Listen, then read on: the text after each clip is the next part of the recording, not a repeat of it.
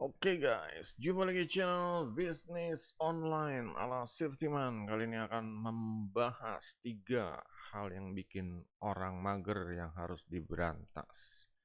Oke, jadi kita tahu ya kalau mager ini merupakan penghambat orang mencapai tujuan, ya penghambat orang sukses, juga bisa istilahnya merugikan sumber daya manusia, terutama di dalam kehidupan berbangsa dan bernegara ya. Jadi kalau ya banyak orang-orangnya ini pada mager, ya contohnya kayak Gen Z yang disindir-sindir. Tapi nggak Gen Z aja ya, semua orang ya di sini boleh dibilang zamannya mager. Kenapa? Karena ada aplikasi, ada game, ya pokoknya ada hal yang membuat mereka nyaman ya, pegang handphone, rebahan di kasur, udah kelar hidupnya. Nah, di sini Sirwan mau kasih tiga yang harus diberantasnya.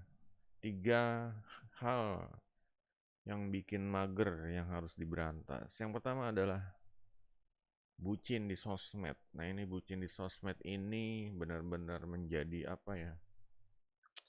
Kayak menjadi pelarian ya, pelarian dari kehidupan nyata mereka. Mungkin orang yang kalau untuk yang jomblo mungkin nggak masalah ya, cuma kalau udah pada punya pasangan, pada keluarga, punya anaknya yang udah pada gede, dan mereka masih mencari ya bucinan di sosmed, nggak tahu tujuannya apa, entah itu tujuannya untuk cari kesenangan, cari duit, atau cari sensasi ya, fantasi. Cuma permasalahannya adalah ya kalau nggak bisa ngontrol ini gitu loh, orang ini akan ya mager ya, rebahan di kasur, tangannya megang handphone, matanya udah ya menghabiskan waktu berjam-jam untuk ya istilahnya stalking mana yang dia suka, apa, stalking orang yang ditaksir, atau ya pokoknya kepoin semua kegiatannya,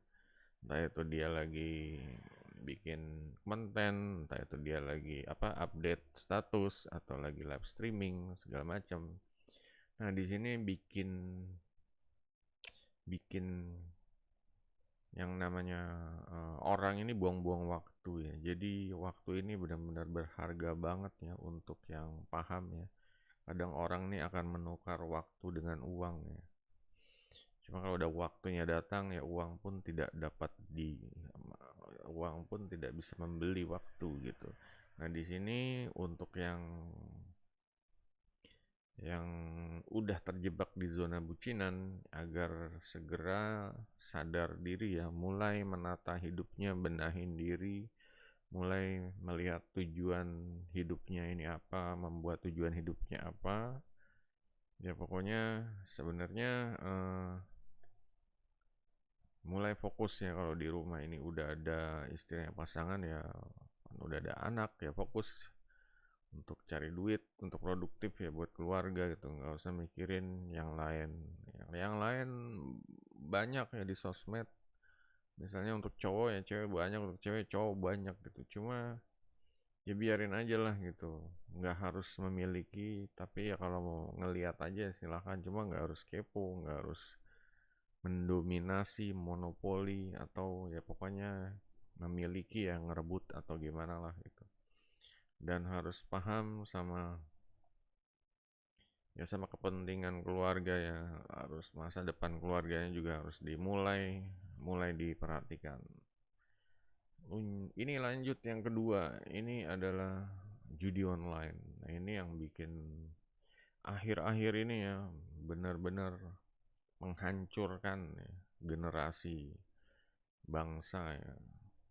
Hampir ya, dari ya terutama sih dari kalangan menengah ke bawah, ini kebanyakan mereka judi online menjadi hal yang mengasihkan, hal yang nyandu ya, nyandunya nih udah nggak bisa lepas ya.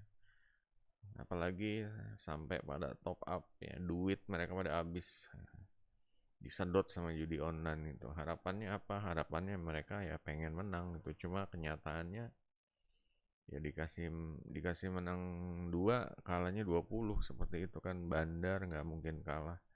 Nah di sini orang yang terjebak seperti ini emang tujuannya bagus, cari duit gitu ya, cari cuan. Cuma permasalahannya adalah saat mereka top up dan apalagi kalau kepancing ego, pancing emosi ya, sampai mereka ini gimana caranya top up tapi ya tetap mager gitu. Kebanyakan ya seperti itu ya, artinya mereka ini jadi malas malas bisnis, malas kerja, malas, ya istilahnya jadi mau jadi ojol pun malas, mendingan di kamar udah anteng gitu ya. Nah di sini kebanyakan dari mereka ini ya cari duitnya nih, cari duit yang gampang. Soalnya kenapa ya, kegiatan mereka jadi top up gitu. Kalau nggak top up ya nggak bisa main kan. Nah untuk top up ini mereka butuh duit cepet, duit cepet, duit gampang. Nah ini kebanyakan ya seperti ini larinya ke obat terlarang seperti itu ya. Jadi banyak mereka ini pada jual beli obat terlarang itu cepat sekali. Mereka juga make, mereka juga jualan. Jadi benar-benar kayak satu satu paket gitu ya, satu paket yang bikin hidup nih jadi nikmat gitu ya. Nah di sini ya kembali ya, ya istilahnya mengganti waktu yang hilang, mengganti duit yang hilang yang udah disedot bandar. Ini akan susah sekali, akan susah untuk lepas ya, istilahnya lepas dari dopamin, dari candu.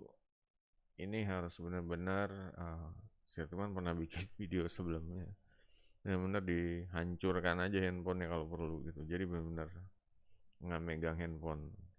Ya ini untuk menghilangkan rasa candu atau rasa ketergantungan ya dari judi online. Yang salah satu opsinya sih teman gitu aja, hilangin aja handphone ya, banting gitu. Jadi emang ya mereka harus ya, mau makan ya kerja itu keluar, entah itu kerjanya terserah yang jangan ada handphonenya ya. Entah itu jualan, jaga warung, atau ya terserah lah jual beli ya. Di sini UMKM banyak, mereka butuh istilahnya entah itu affiliate atau calo, itu manfaatin barang mereka itu, jual ambil keuntungan dari situ. Mulai bisnis yang benar aja, bangun reputasi di antara para UMKM atau lingkungan biar jadi istilahnya afiliator atau ya calo yang dipercaya seperti itu. Semakin orang percaya, kemungkinan mungkin dia akan diberikan bisnis yang lebih besar, gitu, deal yang lebih besar, atau pokoknya komisi yang lebih besar. Itu yang patut dicoba. Yang ketiga adalah main game online. Ini karena main gamenya online ya. Ya kalau offline biasanya sih orang pada males gitu. Paling main catur yang offline gitu. Cuma itu kan sekedar selingan gitu. Untuk main catur berlama-lama juga nggak mungkin juga gitu. Karena ya otak ini benar-benar ini ya, mentalnya pengaruh kalau main catur misalnya gitu. Cuma kalau game online yang menarik kayak MOBA, Clash of Clans, Free Fire atau PUBG atau ada lagi macam-macam ya. Ada banyak sekali game di Google Play Store ya, itu yang resmi, ada juga yang nggak resmi. Dan ini akan ya membuat orang ini ya tiduran, main game, udah lupa waktu, lupa dunia ya, lupa segalanya. Orang terlalu terjebak di zona ya, zona nyaman, zona ya dia merasa ini zona healing gitu kan, zona healingnya dia. Ya memang benar sih, kehidupan kehidupan nyata ini ya kadang keras gitu ya. Kadang mereka ini ya kalau misalnya sekolah juga wah harus banyak belajar, harus ngerjain tugas dan lain-lain, belum dari orang tua, tuntutan orang tua agar anaknya itu selalu rajin belajar, selalu nurut, selalu disuruh mau, dan ini untuk ya untuk pelajar ini segala suatu hal ini berat gitu. Entah itu SD, SMP atau SMK ya. Nah, di sini apalagi kalau sampai ke kuliah dan mereka masih Ya emang game ini menjadi hal yang apa ya, makanya dibilang obat healing atau temen temen boleh dibilang teman apa ya, teman teman bikin nyaman atau teman healing ya. Nah di sini tapi juga harus ya harus benar-benar harus tahu waktu ya, harus tahu waktu kapan waktunya untuk main game, kapan waktunya untuk mereka mulai istilahnya produktivitas atau belajar, yang sekolah ya belajar, yang kuliah mulai menciptakan ya hubungan ya relasi sama teman-temannya, mulai melakukan proyek, mulai membahas ya sesuai dengan mata pelajarannya, buat makalah dan lain-lain. Buat makalah itu nggak harus disuruh dosen ya guys, buat makalah itu benar-benar proyek pribadi yang ya, yang dia nanti pas sudah lulus kuliah dia bisa gunakan untuk cari cuan yang lebih besar gitu. Jadi kadang namanya apa sih, kurikulum di pelajaran itu entah itu di pendidikan SD, SMP, SMK atau kuliah itu pun kurikulumnya biasanya nih kurikulum lama ya, ketinggalan. Sedangkan kita tuh harus tetap melihat ke masa depan ya, apa yang bisa dipakai di masa depan. Nah inilah kita yang harus belajar. Nah, kayak di masa depan ini kita butuh skill apa, keterampilan apa, bisa apa gitu. Kalau cuma bisa main game doang, ya ini sebenarnya pun masih bisa diarahkan asal mereka tetap belajar istilahnya bisnis dan ya kayak sales dan pemasaran. Jadi ya sebenarnya yang buat game itu sebenarnya orang-orang istilahnya cari cuan gitu. Mereka bikin game yang main banyak, yang lain pada top up, mereka dapat duit gitu. Kadang atau dari iklan mereka dapat duit gitu. Ya, cuma kan para gamer yang konsumtif mereka nggak paham, mereka cuma menikmati gamenya aja, menikmati kayak semacam ya inilah sikon ya, sikon healing. Mereka kalau main game ini benar-benar bikin nyaman gitu, bikin ya inilah mereka ini kayak ngecas ya, ngecas dari stres seperti itu. Nah di sini ya harus benar-benar dari diri sendiri ya, harus mulai paham kapan harus naruh itu game, kapan harus matiin game, dan dia harus cari duit. Nah ini ngerinya nih, kebanyakan nih kembali ya, biasanya kalau udah orang-orang yang udah terlalu banyak tiduran mager ini nyari duitnya nih, mereka nggak mau yang terlalu capek, nggak mau yang terlalu apa sih ya, maunya yang gampang-gampang aja, yang maunya duitnya cepat. Kebanyakan pada lari ke ojol, pada lari ke ya seperti itulah. Atau jadi joki ya, sebenarnya jadi joki ya sama aja, mereka ini justru apa ya, makan waktunya lebih, duitnya juga ya nggak bisa banyak gitu. Kalau joki kan ya, waktu ya waktunya dia main, dan sedangkan kalau untuk misalnya dia pebisnis ya dia mendingan ya kumpulin aja orang jadi joki gitu. Mereka yang main dia dapat komisi, seperti itu kalau orang bisnis seperti itu gitu.